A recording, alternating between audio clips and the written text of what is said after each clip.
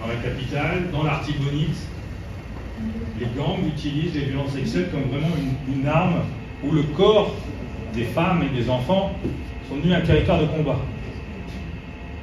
Chose atroce se passe. Viol collectif sur enfants, viol collectif sur femmes, aussi sur des hommes. Parce qu'il n'y a pas, dans certaines zones, il n'y a pas que les femmes, au-delà de l'orientation sexuelle des hommes. Les hommes sont aussi ciblés par les gangs dans certaines parties du pays. Et quand nous, on voit arriver tous ces cas, je peux vous dire qu'on est assez marqué.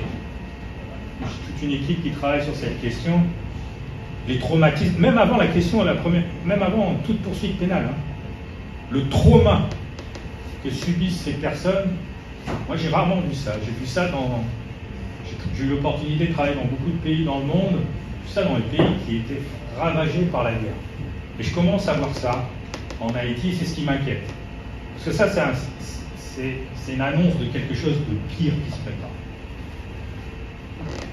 Alors, vous êtes loin en fait, effectivement, vous êtes chanceux au CAI, à Jérémy, même s'il y a des violences qui commencent à se répandre, d'être loin de ça. Mais malgré ça, ce qu'on note aussi, c'est un lien qui existe entre le comportement de ces gangs et ce qui se passe dans la société en général. Parce qu'ils sont issus de la société. C'est-à-dire qu'il y a une sorte de continuum entre la violence dans la communauté, dans la famille, et ce qui se passe en dehors. Les violences sexuelles existent aussi en Haïti, et vous en avez surtout parlé en fait, voilà, dans le quotidien, dans la relation entre un voisin et un enfant. Et c'est là en fait aussi l'un des points de départ pour arrêter ce qui est en train de se passer. Et là, ce n'est pas deux phénomènes pour moi qui sont séparés entre la violence des gangs et la violence qui se passe dans la communauté. Et les deux s'alimentent. Parce que quand on voit ce qui se passe ou sur les réseaux sociaux, que quelqu'un fait de la propagande pour avoir violé telle femme ou l'avoir violée à plusieurs et que ça repart dans la société, les références sont en train de changer. Et ça, c'est dangereux. Et c'est en ce sens-là que nous, on appuie ce programme, parce que justement, ça vient discuter avec des acteurs importants de la société, qui sont les magistrats. Et effectivement, ne pas vous apprendre, mais vous dire, faites attention à ce qui est en train de se passer. Ne prenons pas ce sujet à la légère. Parce que c'est toute votre société qui est à risque. Je voulais terminer sur ces mots qui ne sont pas forcément positifs, mais qui vous, dans un certain sens, rappellent en fait ce qui est en train de se passer à travers le pays. Et quand je vois aussi le nombre de cas qui se passent, et le nombre de cas qui sont rapportés soit à la police ou à la justice, il y a un gouffre énorme.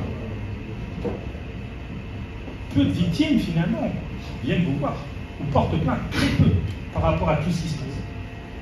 Et je pense que là, c'est un des défis, et c'est pour ça qu'on travaille notamment avec le CSPJ, mais aussi le ministère de la Justice, la police également, pour justement réduire ce gouffre. Parce que vous devez traiter ces cas. Effectivement, si vous n'êtes pas informé qu'il n'y a pas de plainte, c'est un enjeu majeur, mais il faut rapprocher ça, parce que pour moi, vous êtes des acteurs clés de la réponse globale. Voilà, je vais terminer sur ça. Je voulais encore remercier effectivement les formateurs. Je trouvais vraiment les formations les échanges et les présentateurs d'une grande qualité, notamment dans le détail. J'étais vraiment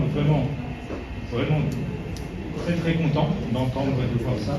Les échanges aussi, vous remercier. Et puis remercier le conseiller du CSPJ, André Saint-Guilherme, pour avoir lancé cette initiative. Bon, c'était très bien parce que, en fait, différents sujets pour nous aborder dans le cadre de formation, nous avons abordé et les magistrats ont manifesté un pile intérêt pour formation. D'ailleurs, c'est soit ça. Il y a un magistrat qui gagne plus que 10 ans depuis qu'il n'a jamais suivi une formation.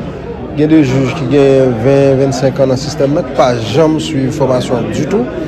Donc, et avec les problèmes qui gagnent martissants, donc, et problèmes qui gagnent un peu partout, question de sécurité, ça veut faire que CSPJ, l'école magistrature, ils ne sont pas capables de convoquer magistrats pour entrer par au prince pour venir suivre formation.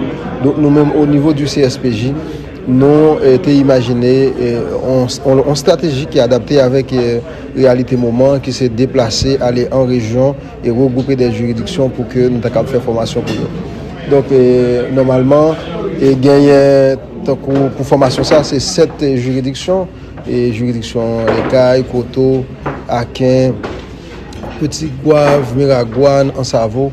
Donc c'est Jérémy également, donc c'est cette juridiction ça qui est regroupée. Et formation ça nous avons fait dans le nord pour 3 grandes juridictions dans le nord, et c'est une formation qui a continué au niveau des juridictions de Plateau Central, de Port-au-Prince et pour la Tibonite. Est-ce que c'est un constat qu'il y a une carence au niveau d'investigation, surtout en matière de violence sexuelle, qui fait nos faire formation ça? Donc c'est un constat, et c'est une infraction violation de la loi qui est très courante et que nous toujours joignent à travers les tribunaux, mais fort souvent il y a une incompréhension de la part de acteurs, que ce soit la police ou bien la justice, dans la prise en charge des victimes et dans le traitement de dossier. Donc voilà pourquoi nous-mêmes nous tenons compte de l'impact infraction ça sur la société, sur les victimes et sur le monde qui est proche. Donc voilà pourquoi nous-mêmes nous avons décidé au niveau du CSPJ pour que nous sensibilisions les magistrats sur la nécessité pour faire travailler avec plus rigueur et plus professionnalisme, et pour une meilleure prise en charge de monde qui est victime de dossiers pour que le dossier soit capable de mieux traiter. C'est à ça que nous attendons, et au-delà de 2 jours de formation, nous avons prêté dans le cadre d'une sorte de groupe et d'échange, de discussion pour que le travail continue, sensibilisation continuer à distance. Ok, pour nous finir un état des lieux de violence sexuelle dans le pays de nos jours. Et, en fait, les agressions sexuelles ont augmenté sérieusement depuis le tremblement de terre 2010 avec différents mondes qui déplaçaient, des milliers de personnes qui allaient dans des abris, en plus de jeunes filles tombées enceintes, il y a même jeunes garçons qui sont victimes de violences sexuelles. Et sans oublier, je vous dis, dans les zones qui sont occupées par les gangs, ils ont fait la pluie et le beau temps, ils ont violé en pile monde, que ce soit grand monde ou bien